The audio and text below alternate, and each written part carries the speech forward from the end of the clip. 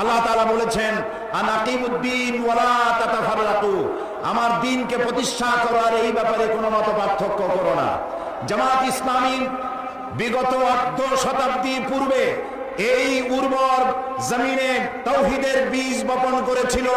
সেই বীজ থেকে চারা উদ্গত হয়ে সেই চারাটি আজ শাখায় প্রশাখায় পত্র পল্লবে ফলে ফুলে পরিশোভিত হয়ে বিশাল মহিরুহে পরিণত হয়েছে। এই জামাত ইসলামের একজন নগণ্য কর্মী হিসেবে আমি নিজেকে ধন্য মনে করি, আল্লাহর শুকরিয়া আদায় করি।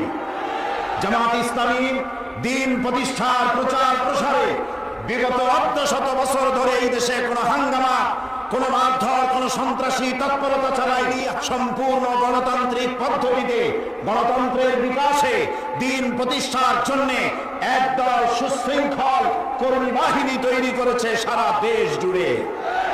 এই সুশৃঙ্খল কর্মী বাহিনী এবং জামাতের মজবুত সংগঠন বাম এবং রামপন্থীদের ভিতকে, কলিজাকে প্রকম্পিত করে দিয়েছে।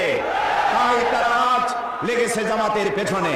জামাত ইসলামী বিগত 4 বছর 3 মাস সরকারের অংশীদার থেকে অংশীদারিত্ব গ্রহণ করে এই সরকারের সাথে থেকে রাজনীতির চর্চা, গণতন্ত্রের বিকাশের জন্য বিশ্বস্ততার সাথে কাজ করে যাচ্ছে। জামাত ইসলামী মাওলানা মওদুদীর সাথে মতবিরোধ থাকতে পারে, কিন্তু জামাত ইসলামী কোন ইসলামী দল নয়, এমন কথা পৃথিবীতে কোন বেয়াদব আজ পর্যন্ত বলতে পারে না।